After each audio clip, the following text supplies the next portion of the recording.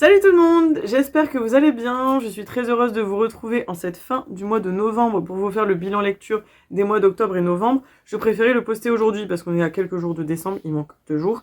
Et voilà, je voulais vraiment que les vidéos du mois de décembre soient centrées sur Noël. Donc on va faire ça aujourd'hui. Pour celles et ceux qui veulent suivre, pendant du 1er au 25 décembre, vous verrez, il y a une petite nouveauté qui s'invite sur la chaîne et qui s'invitera sur mon compte Instagram Lecture. Donc je vous invite à rester connecté et à vous abonner si ça vous intéresse, puisque je vous annoncerai tout demain soir dans un short. Du coup, on passe au bilan lecture. Il y a 1, 2, 3, 4, 5, 6, 7, 8, 9, 10, 11, 12 livres pour les 2 mois, ce qui est plutôt pas mal. Vous avez dû le voir dans la miniature, donc c'est parti, on y va parce que sinon ça risque d'être très long. N'oubliez pas, comme je dis à chaque fois, de vous abonner sur mon compte Instagram SoLecture, sur lequel je vous partage en général les coups de cœur, mais je continue les vidéos parce que comme ça je vous fais un bilan assez global avec ce que j'ai aimé, ce que je n'ai pas aimé, mais le compte Instagram c'est plus centré sur ce que j'ai beaucoup aimé. Donc déjà, j'ai lu les tomes 4 et 5 du manga Orange qui m'avait été offert par ma copine Amandine de la chaîne My Minina, qui m'avait acheté les 3 premiers, donc moi j'ai continué avec le tome 4 et le tome 5. Il m'en reste encore 2, mais officiellement j'aurais potentiellement fini l'histoire puisqu'à la fin du tome 5 c'était écrit fin. Donc je crois que les 6 et les 7 c'est des genres de spin-off ou en tout cas des genres de trucs alternatifs, enfin je ne sais pas trop, on verra, vous verrez dans les autres bilans lecture. En tout cas c'était très sympa, donc pour vous remettre dans l'idée, on suivait Nao et sa bande d'amis qui qui avaient reçu des lettres de leur eux du futur, si je peux dire, et c'est des lettres dans lesquelles on leur disait ce qui allait se passer pour pouvoir changer un événement assez tragique qui est arrivé, et dans le sens où il faudrait éviter cet événement. Et donc, on arrive à suivre tout ce petit quotidien, les lettres, ce qui se passe, les nouveaux choix qui sont réalisés, ce qui va du coup changer. Et ma foi, c'était plutôt bien. Je pense qu'à la base, c'est un shoujo, mais clairement, c'est très cool. Il n'y a pas trop de trucs trop gnangnang comme on peut retrouver dans certains shoujo. Et vraiment, je suis trop contente d'avoir découvert cette saga parce que c'est une super série. Il y a un animé sur Crunchyroll, j'ai regardé le premier épisode, alors si ça vous intéresse, je crois qu'il y en a 12 ou 13, et de ce que j'avais regardé sur internet, ces 13 premiers épisodes regroupent les 5 premiers tomes. Donc l'arc principal, si je puis dire. Si jamais ça vous intéresse, n'hésitez pas à les regarder. J'ai regardé le premier épisode et franchement, ça avait l'air assez fidèle, ça avait l'air pas mal, donc à voir la suite au prochain épisode. Ensuite, j'ai lu de Hugo Bernard, L'éternelle chute d'Alice. Alors, je vais vous lire la 4e de couverture pour me le remémorer et je vous en dis ce que j'ai pensé. Un mystérieux trou de 35 cm de diamètre et 700 mètres de profondeur creusé dans la montagne, à l'orée de la forêt, devient du jour au lendemain l'unique préoccupation d'une petite ville, le réceptacle des espérances, des colères et des secrets inavouables. La nouvelle s'est propagée dans la région comme une traînée de poudre. Les mêmes questions sont sur toutes les lèvres. Un enfant est tombé dans le trou. Quel enfant? Quel trou? On en parle partout, au bureau, dans les salons de coiffure, dans les bars, dans les maisons. Ceux qui ont la chance de ne pas aller travailler restent cloués à leur téléviseur ou sont projetés sur la chaîne locale, ce sera bientôt sur l'ensemble des chaînes nationales. En continu, les images de ce trou béant, noir, qui semble plonger les âmes jusque dans les entrailles de la terre. Une comédie humaine, au tempo remarquable, conte de faits profonds et cruels, avec ce qu'il faut d'humour et de suspense. Hugo Bernard manie avec brio l'art du scénario. À la base, quand j'ai acheté ça, je pensais que c'était grandement inspiré de Alice au Pays des Merveilles. Je pense qu'il y a quand même des connotations et des références, mais c'est absolument pas du tout une réécriture du livre pour le coup. En fait, vous allez suivre une petite fille qui serait tombée dans le trou et dont les parents du coup cherchent à la récupérer. Donc il y a des investigations qui se lancent, etc. Mais en fait, plus ils cherchent dans le trou et ils ont du mal à la retrouver. Ils ne la retrouvent pas en fait clairement. Et il y a toute une enquête qui est mise en place. Et vous allez suivre plusieurs personnes de cette petite ville. Donc à chaque fois, chaque chapitre est centré sur une ou plusieurs personnes en fait. Et vous avez différents points de vue, des révélations aussi qui sont dites. Et ce qui est assez étonnant, c'est la chute du livre. À laquelle je ne m'attendais pas du tout pour le coup. Autant quand j'ai lu le livre, je me disais bon, il est pas mal, mais il est pas sensationnel. Et en fait, quand je suis arrivée sur le dernier quart du livre, je dirais, quand il y a eu tout ce retournement de situation, j'avoue que je l'ai quand même bien apprécié. Et ça a été fait avec brio pour le coup parce que je ne l'ai pas vu arriver et c'était vraiment pas une fin à laquelle je m'attendais en fait. Donc c'était plutôt un bon livre pour le coup. Je ne regrette pas de l'avoir lu. Je sais pas si je vais le garder dans ma collection, on verra. C'est un livre de 2023, hein, il est pas vieux du tout. Mais je sais pas si je le garde ou pas parce qu'il était cool. Mais est-ce que de là à le garder vraiment comme je le fais avec toutes les auteurs et autrices que j'aime bien, je ne sais pas. Mais il était chouette, si vous pouvez le trouver, bon, n'hésitez pas parce que franchement c'est une bonne petite lecture. Et ça fait un peu policier, donc si c'est plus votre style de lecture, ça peut potentiellement vous plaire. Ensuite, bah forcément, on était dans les mois d'automne, d'Halloween, etc. Donc j'avais lu ce livre-là. Donc La complainte de Sally, donc un Twisted Tale écrit par Mary Mancusi. Donc c'est les réécritures de Disney. Donc c'est Et si Sally avait découvert Christmas Town. Donc là c'est une version de L'étrange Noël de Mr. Jack, si vous connaissez, qui a été fait avec Disney et Tim Burton, que j'aime énormément. J'avais eu ce livre à mon anniversaire, donc ça faisait déjà quelques mois qu'il était dans ma pile, mais je voulais attendre cette période de l'année pour le lire. Et franchement, par le passé, je vous ai parlé de d'autres Twisted Tales que j'avais pas forcément apprécié, je sais plus lesquels. D'ailleurs, je crois qu'il y en avait un, c'était Blanche-Neige, et l'autre, je ne sais plus. Mais bon, bref, c'était pas très grave. Non, Blanche-Neige, je crois que c'était un conte interdit. Enfin bref, peu importe. Et bah celui-là, il était bien. Donc pour le coup, les autres, je les ai revendus, mais celui-là, je compte vraiment le garder.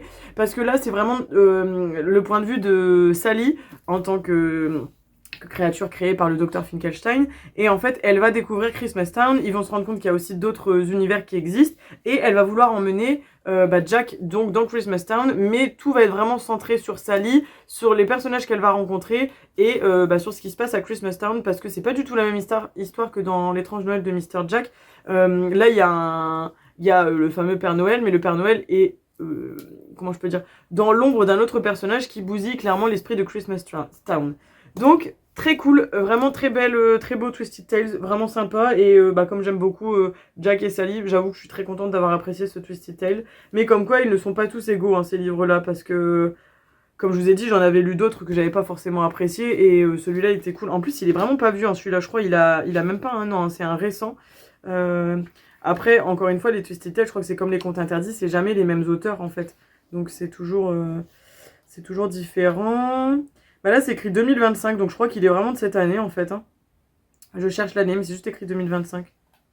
Février 2025, donc vous voyez, il est très récent. Il a à peine un an, même pas encore un an, en fait. Donc, vraiment cool. Celui-là, je vous le recommande. Si vous aimez Disney, les Twisted Tales et cet univers-là, vous risquez de beaucoup apprécier. Ensuite, j'avais lu les tomes 7 et 8 de Chainsaw Man. Pour être franche avec vous, comme ça fait longtemps que je les ai lus, je m'en rappelle plus trop. Mais je sais que je les avais appréciés. Encore une fois, bah, on continue de suivre en fait l'histoire avec Daji, Power, etc. etc. Et il y a des nouveaux démons qui apparaissent, des nouvelles enquêtes. Et voilà, ça reste toujours dans la même vibe. Mais c'était intéressant et je ne sais plus si c'est le 7 ou le 8, mais je crois que c'est dans le 8. Il y avait pas mal de révélations et pas mal de nouvelles choses. Et c'était cool. Je crois que le 7, par contre, il y avait certains endroits que j'avais pas tout compris. Il me semble que c'est celui-là, où il y avait des trucs, je me suis dit quoi.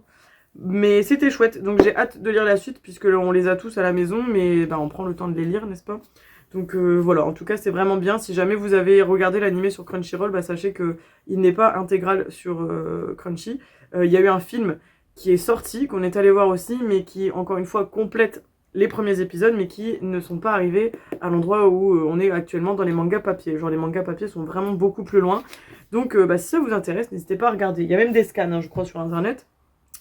Ensuite, j'ai lu Au petit bonheur la chance de Aurélie Valogne. Je l'ai lu pareil en octobre, donc il faut que je relise avec vous la 4e de couverture pour me le remettre en tête. Donc 1968, Jean a 6 ans quand il est confié du jour au lendemain à sa grand-mère, pour l'été, pour toujours. Il n'a pas prévu ça, elle non plus, ça y est je m'en rappelle. Mais Lucette n'est pas commode mais dissimule un cœur tendre. Jean est un tourbillon de fraîcheur pour celle qui vivait auparavant une existence paisible, rythmée par ses visites au cimetière et sa passion pour le tricot. Chacun a des étapes différentes sur le chemin de la vie. Lucette et Jean vont s'apprivoiser en attendant le retour de la mère du petit garçon. Ensemble, ils découvrent que ce sont les bonheurs simples qui font le sel de la vie. Et ben franchement c'était vraiment cool. Je vous avoue que Aurélie Valogne, j'ai acheté tous ses livres parce qu'il y en a beaucoup que j'ai aimés. Et en fait il y en a certains comme celui-là, la 4e de couverture était pas forcément hyper intéressante. Mais j'avais pris parce que je savais que c'était une auteure que j'aime et qui normalement est une valeur sûre.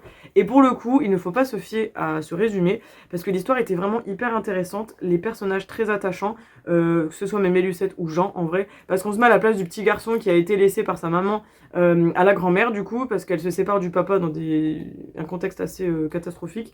Et Jean en fait attend désespérément le retour de sa mère.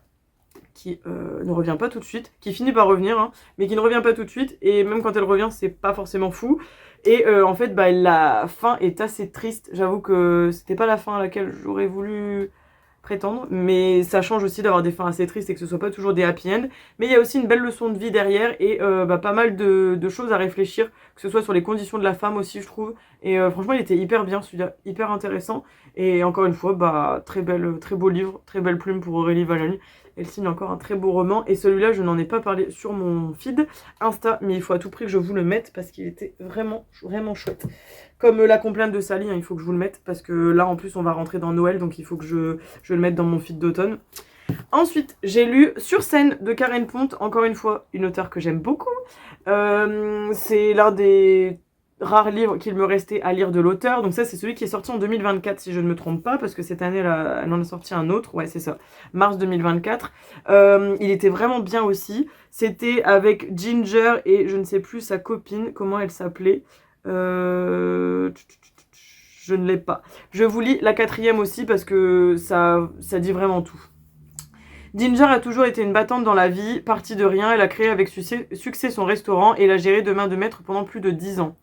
Quand le cancer a pointé son nez, il n'était donc pas question de se laisser aller. Mais ce matin-là, alors que le médecin lui annonce une récidive, Ginger accuse le coup.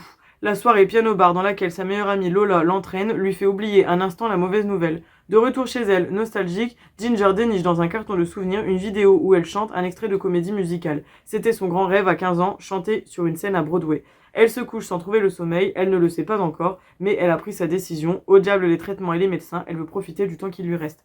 Encore une fois, très belle réflexion sur la vie et ce qu'on peut endurer. Donc vous allez suivre bien évidemment Ginger avec sa récidive du cancer. Elle va se rendre à Broadway forcément pour réaliser son rêve avec sa meilleure amie Lola qui était vraiment hyper touchante parce que c'est un roman à 2 voix, donc vous allez suivre parfois Ginger, parfois Lola, et je me suis tellement reconnue dans le personnage de Lola, c'est fou. C'est une grosse anxieuse et en fait elle a peur de tout et elle se surpasse pour sa copine Ginger et elle a même peur de pas s'en sortir parce que Ginger ne veut pas se soigner de ce fait et elle a peur de vivre sans elle, donc c'est beau aussi ce message d'amitié, d'amour et tout. Enfin, c'est une très belle histoire. Je ne m'attendais pas à ce genre de livre de la part de Karen Ponte, ça change un peu et comme je vous ai dit, c'était des personnages attachants encore une fois et ouais, c'était assez surprenant. Franchement, il est beau ce livre-là. Il y a beaucoup de livres de Karen Ponte qui sont très beaux. Je les aime tous, vraiment. Je pense pas qu'il y en ait un que j'aime moins que les autres. Peut-être, mais là, de tête, je ne saurais pas vous le dire. Mais celui-là fait partie de ses meilleurs. Vraiment. Et en plus, regardez-moi, la couverture est trop belle. Donc, clairement, si un jour je peux lui faire dédicacer, je le ferai. Parce que j'ai beaucoup aimé. Et puis, j'en ai déjà fait dédicacer. Donc, je pense que si je pouvais continuer sur cette lancée, ce serait chouette. Ensuite, j'ai lu Compter les couleurs de Agnès Ledigue. Si j'arrive, il a collé. C'est bon. Non, c'est bon. Il avait collé sur un ancien livre qui avait une étiquette, un plaisir. Donc c'est une toute petite nouvelle comme ceci, qui n'était pas forcément incroyable. En fait, vous allez suivre Édouard et Élise là-dedans, mais c'est un genre de préquel, il me semble, à un autre livre d'Agnès Ledigue. Alors je ne saurais plus vous dire lequel c'était, que j'ai lu.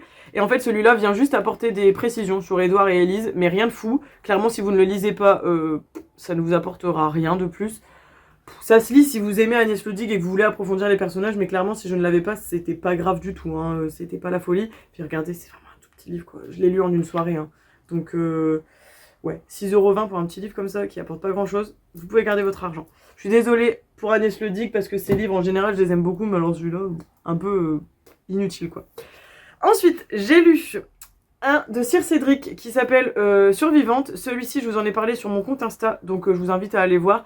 Mais pareil, il était trop bien. Donc c'est mon premier roman de Cyr Cédric. Enfin, je l'appelle Cyr Cédric parce qu'à la base c'était ça, mais normalement c'est Cédric Cyr. Mais je suis restée sur cette appellation, vous m'excuserez. C'est plus un thriller. C'est même assez gore par moment. C'est vraiment le premier livre que j'ai lu de cet auteur et que je voulais découvrir avec ce livre, puisque j'ai une amie il y a très longtemps quand j'étais à la fac qui lisait cet auteur-là et qui m'en parlait très souvent. Donc par le passé j'ai acheté des livres de Cyr Cédric à mon conjoint qui n'a pas encore lu, n'est-ce pas? Mais du coup moi je voulais vraiment lire celui qu'il a eu et en fait quand j'ai vu celui-là, parce qu'on l'a rencontré en fait au salon du livre de Lens en mars l'année dernière, de cette année, mars 2025, et du coup il était vraiment sympa et en fait quand il a présenté son nouveau livre qui venait de sortir de ce fait cette année, je voulais vraiment le découvrir. Donc vous allez suivre 4 personnes. On va suivre Farah, Kate, Tanya et Cheryl qui sont des survivantes. En fait, ce sont des rescapés de meurtriers sadiques et elles n'ont pas d'autre choix que de se remettre de tout ça. Et elles veulent se venger, en fait. C'est ça. Elles veulent traquer leur bourreau et... le problème, c'est que c'est ce qui est écrit. Hein. C'est écrit si le sang appelle le sang, la vengeance aussi. C'est que, en fait, elles cherchaient la paix, elles ont trouvé l'enfer. Clairement, c'est ce qui est écrit ici et c'est tellement ça. Parce que vous allez suivre, en général, chacune des survivantes. Vous allez aussi également apprendre ce qu'elles ont subi, ce qu'elles veulent faire pour se venger. Mais qui dit vengeance dit conséquence. Je fais les rimes sans le faire exprès. Mais clairement, enfin, il y a eu un retournement de situation à la fin de ce bouquin. Je ne m'y attendais pas du tout et il était super bien. J'ai mis du temps à le lire parce que je trouve qu'un genre de thriller comme ça, c'est pas le genre de livre que j'ai l'habitude de lire, donc ça me demande plus de réflexion et je voulais le lire vraiment de manière correcte. C'est pas un roman feel good quoi, donc il fallait le lire avec plus de concentration et de précision, puis mettre des choses en lien, etc. Mais j'ai beaucoup aimé, je pense que je finirai par lire d'autres livres de Sir Cédric. Comme j'ai beaucoup de choses dans ma pile à lire, j'en achète pas là sur le moment. Mais très bon livre. Si vous voulez commencer cet auteur avec ce livre, je vous le conseille, vous le pouvez, parce que pépite. Très très bon livre, et puis en plus on suit 4 protagonistes, donc c'est assez féministe dans l'idée, c'est cool. Mais attention à cette fin très surprenante, dont je ne vous parlerai pas plus, parce que je ne veux pas vous spoiler. Voilà, il me reste 2 livres. J'avais lu également, alors ça c'était début octobre, le tome 5 de mes comics d'ici. Donc c'est le Harley Quinn Dancing Queen. Il y a 6 tomes, le 6e est dans ma pile à lire. Mais clairement je crois que ça fait genre, je sais pas, 5 ans que je le lis cette saga. Je suis hyper longue à lire les BD, c'est affreux. C'était cool. En fait, encore une fois, on suit Harley Quinn dans toutes ses aventures. Si vous aimez le personnage Harley Quinn, vous risquez de kiffer. C'est des très belles illustrations, enfin voilà, c'est des belles planches. L'histoire, elle est très sympa, en 2 ou 3 soirs, c'est lu. Hein. Après, il faut prendre le temps aussi d'observer les images. Mais c'est très sympa. Après, je peux pas trop vous raconter ce qui se passe dedans, parce qu'en soi, dans chaque tome, vous avez des nouvelles aventures concernant Harley Quinn. Et il y a quand même un fil rouge, mais c'est plus ou moins, oui, son quotidien, ses aventures, ce qui se passe. Enfin, ouais, c'est plutôt chouette. Voilà, c'est une bonne saga. Si vous avez l'occasion de vous la procurer, je vous dis, il y a 6 tomes. Et plutôt une bonne histoire aussi. Et dernier livre dont je vais vous parler, et ce sera pas mal parce que je vois que c'est une vidéo qui dure déjà assez longtemps, c'est Mon automne cosy de Caroline Millet, donc Caro from Wonderland, je crois que c'est, ou Woodland, Caro from Woodland, je ne sais plus. Bref, c'est une écrivaine, illustratrice, enfin vraiment elle fait plein de choses, elle crée même des mugs, etc. Et en fait dans cette saga, elle a fait mon automne cosy, mon hiver cosy, mon printemps et mon été cosy. Je n'ai que l'automne que j'ai de ce fait acheté cette année, qui était vraiment trop bien. Je l'avais, c'était vraiment le livre doudou que je pourrais ressortir en fait pour l'automne prochain. C'est trop chouette parce que en gros, ce livre, il est trop intéressant. Je vous montre le sommaire. En fait, vous avez tout ce qui est Home Sweet Home, l'automne gourmand, Halloween, et vous avez aussi l'automne dehors. Et en fait, ce qui est trop chouette, c'est que, je vais pas tout vous montrer parce que je respecte les droits d'auteur, etc. Mais c'est que vous avez pas mal de petites histoires, de petites anecdotes sur l'automne, etc. Sur les 5 principes de l'automne, comment s'habiller, enfin voilà, c'est trop chouette. Des petits bricolages, des livres qu'elle recommande. Nous aussi, on peut remplir nos livres ici. Et puis regardez, c'est des illustrations qui sont absolument incroyables. Et voilà, elles sont trop jolies. J'espère un jour avoir les 4 autres, enfin les 3 autres, parce que c'est vraiment cool. Bien évidemment, elle parle de Gilmore Girls, qui est une série trop bien et qui se passe souvent en automne. Enfin, il y a quelques épisodes d'automne. Donc là, elle remet le nom des épisodes où on a des refs à l'automne. On a une petite liste où on peut mettre nos films d'automne aussi. J'avoue que je ne l'ai pas rempli. En fait, j'ai beaucoup de mal à écrire dans un livre parce qu'après, j'ai l'impression que je les gaspille. Il y a l'automne gourmand, donc elle référencie tout ce qui est les légumes d'automne, elle nous donne même des recettes. Alors je vous avoue qu'au niveau des recettes, je n'ai pas essayé grand chose. Je voulais essayer la tarte à la citrouille, mais je ne l'ai pas fait. Par contre, ce que j'ai fait, c'est que j'ai testé la tarte aux pommes, qui est juste ici. Excellente, clairement très bonne tarte aux pommes. Vous avez aussi une recette de compote de pommes, de cake à la pomme. Après elle met aussi d'autres idées. Il n'y a pas forcément toutes les recettes, mais elle met des idées. Le banana bread, des cupcakes, enfin voilà, il y a plein de choses. Et après l'automne du dehors, bah, c'est plus ce qu'on peut faire à la nature, quel genre de champignons on peut trouver, des feuilles et tout, enfin trop intéressant. Et bien sûr après on a des petits DIY d'Halloween, des histoires sur sa main et tout, enfin clairement trop bien ce livre. J'ai trop hâte un jour d'avoir les autres, comme je vous ai dit, parce que s'ils sont aussi bien que celui d'automne, après l'automne c'est une de mes saisons préférées par ses couleurs, donc je sais pas si les autres me plairont autant, surtout que celui-là ça a été mon premier, donc ça restera peut-être mon chouchou. On verra. Bah écoutez, je pense que j'ai terminé ce bilan lecture qui a clairement duré 3 plombes, mais au moins c'était un bilan lecture complet. Parce que quand j'en fais des fois à la fin du mois, il n'y a pas beaucoup de livres et du coup il n'y a pas forcément énormément de contenu. Mais là pour le coup, 2 mois, 12 livres, c'était plutôt conséquent et je vais enfin pouvoir les ranger. Ça c'est plutôt cool aussi parce que ça prenait de la place sur la coiffeuse. Donc voilà. Écoutez, j'espère que cette vidéo vous a plu. N'hésitez pas à me dire en commentaire s'il y a des livres dont je vous ai parlé aujourd'hui qui vous ont donné envie, si vous les avez déjà lus, si vous avez des recommandations aussi à me faire et surtout ce que vous comptez lire pendant ce mois de décembre qui arrive. Perso, j'ai prévu de lire Secret Santa de Sophie Jomain, donc livre calendrier de l'Avent, et le roman maudit de Franck Tillier, qui est également un roman de l'Avent, donc ça c'est cool. Et après on verra, je pense que je vais lire d'autres livres de Noël. Karen Ponte, il m'en reste dans ma pile à lire de Noël, donc je pense que je vais lire ça. Donc on se retrouvera sûrement à la fin du mois de décembre pour le bilan du mois de décembre forcément. Et puis comme ça au moins on aura terminé 2025 et on rembranchera en 2026 avec les autres vidéos bilan lecture. Voilà voilà. Donc comme je vous ai dit, dites-moi tout en commentaire. N'oubliez pas de liker la vidéo, de la partager. N'oubliez pas de vous abonner si ce n'est pas encore fait. Ça fait plaisir, c'est gratuit et ça prend 30 secondes. Donc voilà, et moi surtout ça m'aide beaucoup. Et je pense que je vous ai tout dit. Voilà. Bah écoutez, pour celles et ceux que ça intéresse, on se retrouve demain dans un short pour vous expliquer ce qui va se passer du 1er au 25 décembre sur la chaîne et sur mon compte Instagram de lecture. Sinon, à samedi prochain pour une vidéo grand format. Bisous, prenez soin de vous.